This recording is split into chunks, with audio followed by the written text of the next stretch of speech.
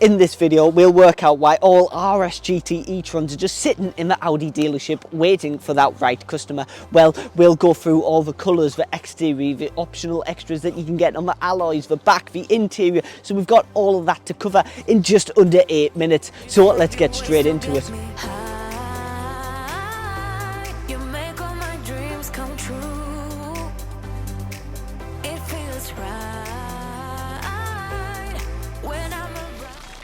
So then, why are these just sitting at the dealership nowadays? Well, is it the price? We'll find out that very shortly. But this is the first Audi electric vehicle to have the RS badging and treatment, so it makes it very special and very quick. But this is in the MyFos Black Metallic. If you were going to buy it on the Audi configuration website, brand new, this comes at a cost of £950. But the standard is in the Ibis White. Check that out. To me personally, I think that looks a bit like a prototype. My favourite is the Tango Red.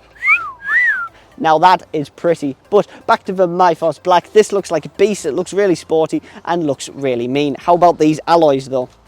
Now then, if I get through this in one shot, then you must like this video because it's a mouthful. But these are the 21-inch 5-spoke in the black with a graphic print, and these ones are standard. They look fantastic, and you can also get these ones. These are the 10-spoke trapezoidal aero design in the black with a prominent design. Now, these come also in the platinum grey. They look okay, but not as good as the ones on right now. Now, these are the 5 twin-spoke concave module design with the black and the grey design. Now these look fantastic. They really do give it a good side profile, a really aggressive, prominent design.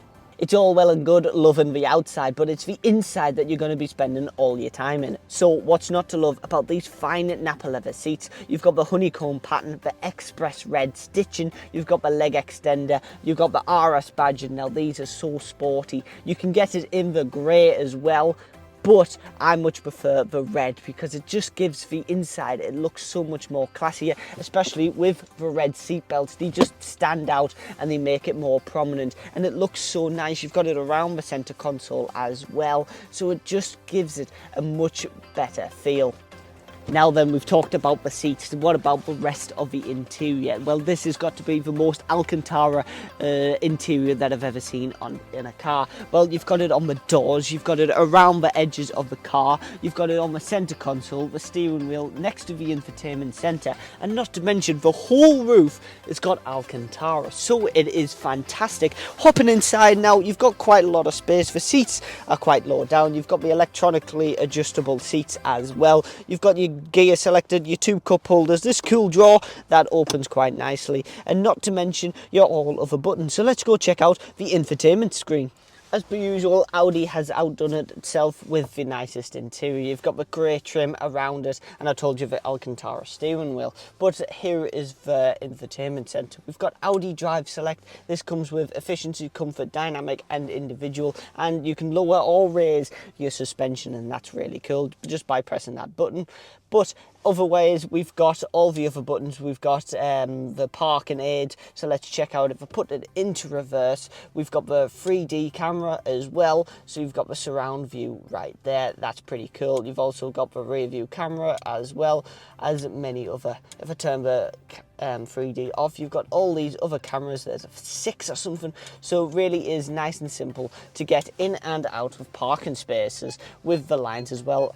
And as you can hear, the parking sensors as well, so I'll move it a little bit forward and then we won't have to deal with that anymore. Well, we've got the other aircon as well, we've got heated seats, and we've also got, if I press back on here, if I scroll down, then we've got the spoiler as well. So if I put that up, that will open up the spoiler. So let's go check out the rear.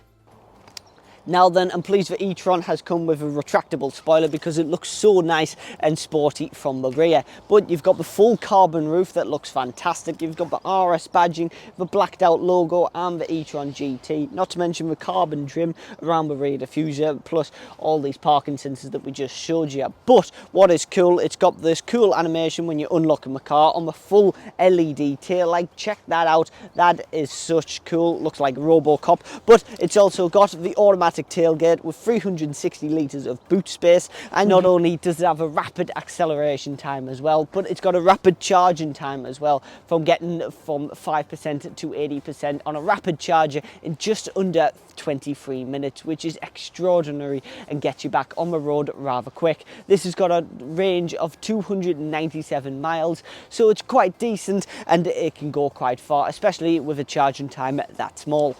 So then what about power? Well, to open the bonnet, you have got a button right there on the driver's side door, and that opens it up. I might as well show you the bonnet, but there's nothing in it, there's just a space. But for power, it's got a 0 to 62 time in 3.3 seconds, and it's also got a top speed of 155 miles per hour and 640 PS. Now that is impressive for an electric vehicle. Is this the fastest one on the market today? Well, let me know down in the comments. You name a faster EV and I'll give you a like on that comment. Not to mention that this is the carbon Vorsprung, so let's check out all the carbon features that you get. For starters, on the front you only get it on the air intakes. From the sides you get it on the wing mirrors. That looks really nice on the wing mirror housing, and you also get it just above the side skirts. But you don't get any more on the front, which is a bit of a shame, especially being the carbon Vorsprung edition. And around the back you get it round the trim on the rear diffuser, and that's all it is, apart from the big full carbon roof, and that's all there is, just in them 5 spots. I think it could do with a little bit more. So then you've seen the exterior, the interior, and you've heard its power statistics. Well, here's my 3 likes and the 3 dislikes about this e-Tron. Starting off with a light, this is the Audi laser light, the blue aspects that you see on the LED headlights. Now these just pop it out a little bit more, especially in the light. Onto the interior, you've got the Alcantara steering wheel. It looks fantastic, smoother to handle, and it is really nice and easy to navigate with. Onto the rear, you've got the animation that you get on the rear LED tail lights. The full LED tail lights look fantastic, and they really do light up when you first unlock the car. Now onto the dislikes. For starters, you've got the carbon Vorsprung, but you don't even get that much carbon. I think it could have more on the front splitter, on the side skirts as well. The second one, on the interior, it was hard to find the spoiler retractable button. I think if there was an actual button that you get on the center console, it would be a little bit better than on the infotainment screen. And finally, I'm really nitpicking here, it could do with the privacy glass on the rear, but other than that, I think it's an absolutely fantastic car. Now then, you've come to the end of the video, but I've still got that question to ask you. Why is these not flying out the dealership still? This comes at a cost of £97,000. Maybe that is why, but these still are an absolute beast of an EV. So I hope you have enjoyed and you've learned a little bit about the optional extras that you can get on the RS GT e-Tron. Don't forget to like and subscribe, but until next Friday, I'll see you later.